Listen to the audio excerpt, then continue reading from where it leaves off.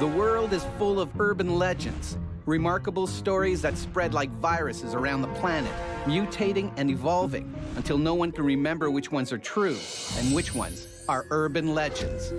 In this episode called Heads or Tails, you'll see 3 unbelievable stories about luck, some good and some very bad. First up, a bad break at a bachelor party ends up threatening a lot more than the wedding. Aaron, come back! Then, a lucky day for lotto winners seems to have only one kooky explanation. So tell me, how do you pick your lottery numbers? And finally, a successful small businessman sees his world fall apart with one shocking stroke of bad luck. Watch all 3 stories and decide which urban legends are true and which ones are false. Find out if you guessed right at the end of the show. First, it's a story we like to call The Naked Truth. Leslie DeSoto has many talents, but New Jersey residents know her best as the columnist who brings them the week's most sensational news. But even DeSoto couldn't believe the story she discovered after a viral video arrived in her inbox. One of my friends found it and said, "This has got to be a story for you." The fallout was pretty intense. The whole town's laughing, and it was pretty sad for everybody concerned. It all started in 2007. David and Karen are about to get married, but there's one problem. Karen knows what David's buddies have planned for his bachelor party, and she is not happy. So she said, do your drinking, do your gambling, whatever it is you're going to do, but no strippers. David is on board, I mean, I don't care. but not his buddies. She can't come. No strippers, okay? You know, they said, she's running your life already. You're not even married. What's it going to be like in 5 years or 10 years? But he said, look, this is the way it's got to be. You're promising to spend the rest of your life with her? No, guys, no, it's not happening. With no strippers, the friends turned their attention to one thing. Lots of drinking. But David has underestimated his friends. All right, guys, I'll be right back. And he said to the guys, you got to get these girls out of here. If Karen ever finds out, I'm dead meat. It doesn't take long for David's buddies to change his mind. He was always kind of easily influenced by them when he'd had too much to drink, so this was certainly no exception. They just said, look, she's never going to find out. Just enjoy. Enjoy. It's your last chance of freedom. But David has gone a lot longer than anyone expected. Curiosity gets the better of them. It's just this whole embarrassing thing. And this girl is, ride 'em, cowboy. You got it. Ride 'em, cowboy. Their judgment clouded by hours of drinking, David's buddies can't keep the shocking video to themselves. He decides he's going to email it to his friend who couldn't make it to the party. And then his friend thinks this is so funny, hilarious, so he emails it to a bunch of friends. News travels fast in the small town. It's not long before David's fiancée gets a call.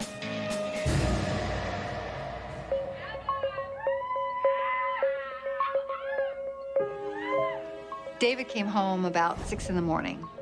Karen is waiting with packed bags.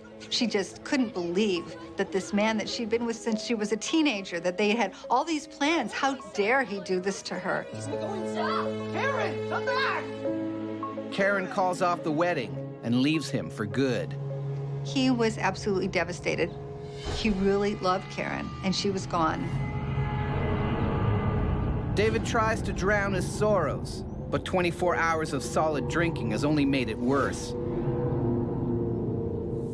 Without the love of his life, he decides he has no reason to live. His first thought was to use a gun, but of course he didn't have a gun and he didn't know how to get one. Then he thought, well, it might be kind of messy, so that's not going to work. And he thought, well, I'll hang myself. But then he realized the only place he could do that was at his house, and that was also Karen's house. And what happened if she would come home and she'd have to find him? And he'd been terrible enough to her. He didn't want to put her through that, too. So he said, no, I won't do that. David's determination not to hurt anyone else is making his suicide bid complicated, and it's about to lead him to a bizarre end. So he thought, trains. People die on train tracks all the time. He actually laid down on the tracks, and he stayed there for about 10 minutes. And then as he was laying there, he realized, oh my gosh, how awful would that be for the engineer? He really was a nice guy. You know, he didn't want to hurt people. He just made mistakes. Finally, David finds the perfect place to end it all.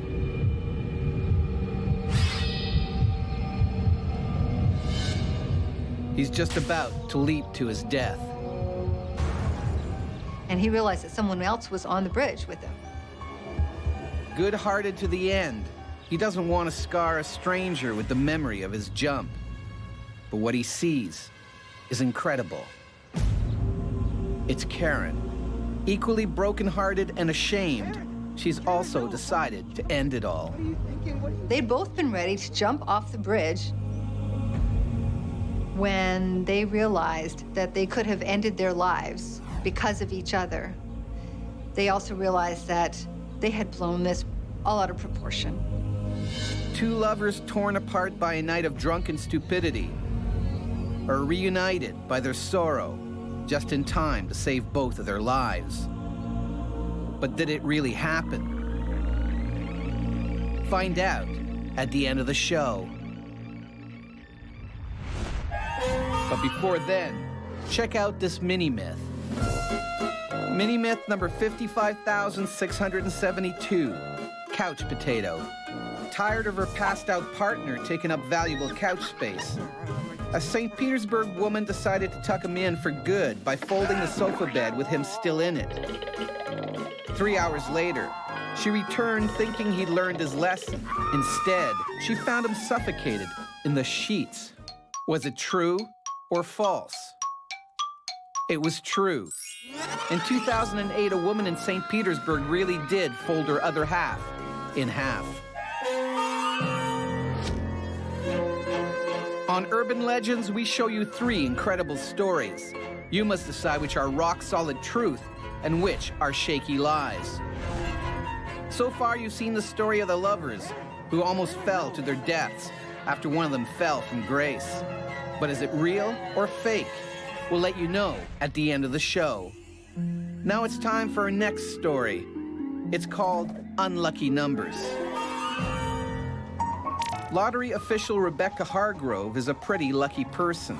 Every day, she gives away millions of dollars. Our biggest jackpot ever has been $353 million, so it's an exciting game. But there's one draw that Rebecca will never forget. But when we saw 110 winners, there was nothing that made it make any sense. It looked like the biggest lottery fraud in history, and whoever did it was about to get away with the crime. It all began in 2005 at the Lotto headquarters in Nashville, Tennessee. It's an average day with an average jackpot. But then, something unexplainable happens. In a jackpot of $25 million, we'd expect about 4 winners nationwide of the second prize. We had 12 in Tennessee alone, and we had 110 across the country. With 30 times more winners than usual, the lottery stands to lose tens of millions of dollars. It looks like someone has rigged the draw, but how?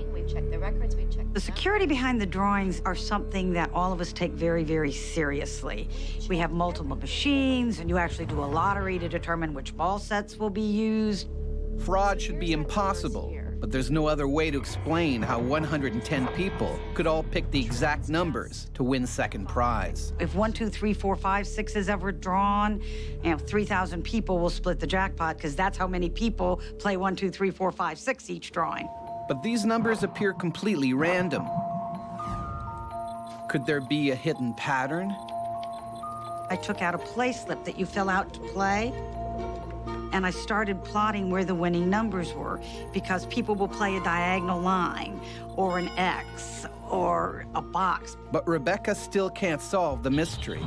We were all emailing and calling each other about, well, I looked at this, have you looked at that? Well, what about this? Then she gets another idea. What if all 110 winners copied their numbers from the same source? There's a cartoon that prints lottery numbers hidden somewhere in the graphics. It wasn't in there. There was a very popular TV show here in the United States that had an episode featuring a lottery ticket with 6 numbers on it. It wasn't that. But their search finds nothing. The lottery officials are baffled. Just wasn't any of the things where you would normally look to see why a large number of people had played a particular combination of numbers. Morning dawns. Winners from around the state arrive to claim their prize. Are they about to get away with one of the biggest scams in lottery history? There's no way for anyone to know anything unless there's fraud. It's Rebecca's last chance to get the information she needs. I'm Rebecca Hargrove, the CEO of the Tennessee Lottery Corporation. You must be very pleased and excited. Completely excited, yes, absolutely. So tell me, how do you pick your lottery numbers? An incredible story begins to unfold. My favorite Chinese restaurant is called the Golden Dragon. I always get a fortune cookie, and I usually don't keep them, but this one said, your special day is coming. On the back of the fortune cookie are 6 lucky numbers. A few weeks later, Jacqueline remembers her fortune and plays the number on the lottery. I happen to have been at school. I'm a teacher. And when I pulled out my purse and saw it, I screamed. Oh my goodness, oh my goodness, oh my goodness. Aaron, are you all right? I won the lottery! I won the lottery! The children at home are scared to have a heart attack. You know, our kids get. And I said, no, I'm fine, I'm fine, I'm fine. Thank you. Some of the stories are even more unbelievable. Like that of Cheryl Shingler. She isn't picky about food. Everybody just happened to want Chinese that day. And me, I don't care what they order to eat, I always eat, so. And that includes the cookie. I kind of like them. I like that little sweet taste, you know. What's it say? It says the truth will set you free. But no matter what the fortune says, Cheryl never plays the lottery. I think the only reason I did it that day was because I was in such a good mood and just felt giddy about it. She plays the lucky numbers in the cookie. First time I ever played the lottery, and it probably won't be the last. It turns out to be one of the best decisions of her life. Shortly after that, somebody came into Minnesota and they had used a fortune cookie. Somebody came into Colorado, they had used a fortune cookie. But for Rebecca, a big question remains. How did so many people get the right cookie at the right time? She discovers the surprising fact. One company prints most of the fortune cookies sold in the U.S. So how did they pick which numbers to print? It turns out they held a lottery of their own. The numbers to print on the back of a fortune cookie were drawn in the factory. 1 is a lucky day. 50. And then drawn in the actual drawing. So it was double luck. That must mean something in Chinese. So there was no conspiracy after all. So the relief was that there was no fraud, that it was pure luck. And in a strange twist, it was the Lottery Corporation who was the lucky one after all. At the fortune cookie factory, they learned there were far more than 110 cookies with the winning numbers. Could have been hundreds of thousands of winners if every single person who had gotten a fortune cookie chose to play the same set of numbers. Lucky numbers wrapped in fortune cookies go out to Chinese restaurants across the country and get cracked open just in time to hit it big. Did it really happen? Find out at the end of the show. But first, check out this mini-myth. Mini-myth number 9,721. All that glitters ain't gold. On the New York subway, Susan Baldwin realized a thief had taken a shine to her necklace. Seconds before her stop, she spotted the swindler and made a split-second decision to grab her gold. But as the train rolled off, Susan discovered she'd yanked the wrong chain. Hers had actually snapped and fallen into her blouse. She just robbed a man in broad daylight. Was it true or fake? It's fake. Mistakenly committing a robbery is a common theme for urban legends, but this story is fool's gold. On Urban Legends, we show you 3 incredible stories. You must decide which ones are the hairy truth and which are bald-faced lies. So far, you've seen the story of the suicide attempt that saves a marriage, and the story of the fortune cookies that almost cracked the lottery. But which of these stories are the real thing? All will be revealed at the end of the show. Now it's time for our final story. It's called Hanging by a Thread. John Chow is a self-proclaimed carpet king. You could see me sometimes on television saying, hey, buy my carpets. He's built his empire with hard work and good fortune until one night a few years ago when John's luck ran out and his world turned upside down. 15 years of hard work. Gone. It all began on a seemingly normal day in 2007. John's carpet business is now the biggest in the state, leaving him little time for anything other than work and sleep. But tonight will be anything but restful. John's friend Calvin calls in the middle of the night with bad news about the shop. Hello? John, it's Calvin. Calvin called and he said that the front window had been smashed. You sure? Is it just vandalism, or is there an intruder inside? So I put on a sweater and a windbreaker and ran to my store.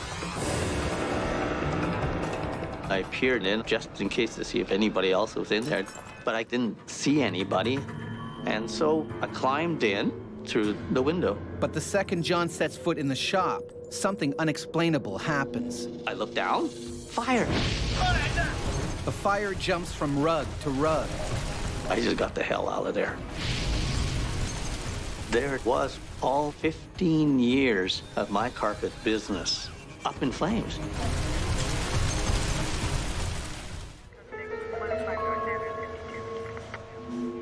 By the time the fire is out, nothing remains of John's carpet store. But to the fire marshal, his story sounds suspicious. How could a fire just spring out of nowhere? Then firefighters make a discovery that only deepens the mystery. The fire marshal told me it was a flammable solvent that had caused the fire. Is it a random act of arson, or is it someone trying to put him out of business? As the investigation continues, the scope of the disaster is sinking in. What's going to happen tomorrow when I have no business? Then investigators discover something no one can explain. The fire started at the front of the shop. An intruder could not have set it from the back. John is now the prime suspect. I just couldn't believe it. Why would I burn down my store? It was a thriving business. It's becoming a bizarre mystery. I was baffled. Truly baffled. But John's shop assistant, Katie, could hold the answer. Arriving in tears, she makes a confession. I did tell Katie to use some solvent to clean. I didn't worry about it being flammable. After all, these kind of solvents dry up very quickly. But Katie forgot to put the lid back on the highly flammable solvent. Whoever broke in must have knocked it over. And the solvent quickly spread to the carpets and the rugs. But a bigger mystery remains. Who started the fire?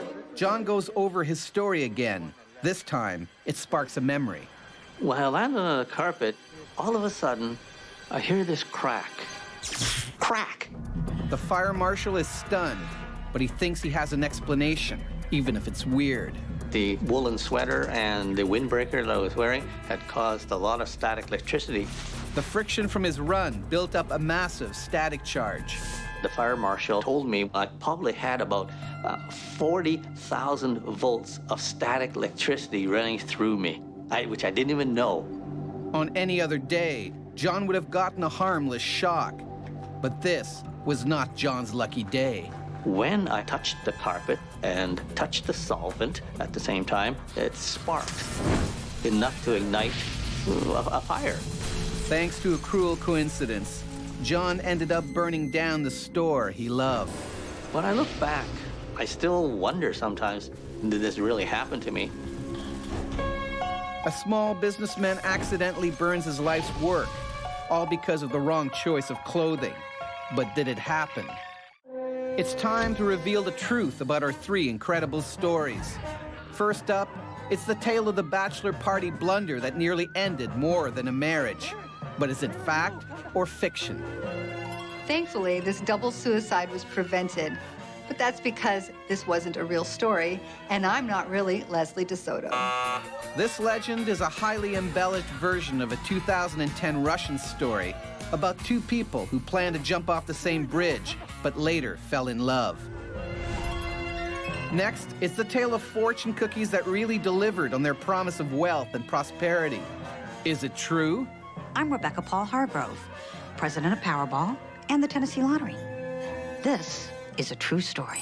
The lucky numbers cost the lottery corporation over $20 million.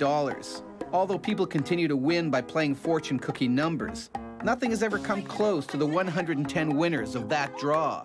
Maybe it's because the fortune cookie factory no longer draws numbers from a bowl and today uses a computer. Last is the tale of the static electricity that gave a carpet shop owner the shock of his life.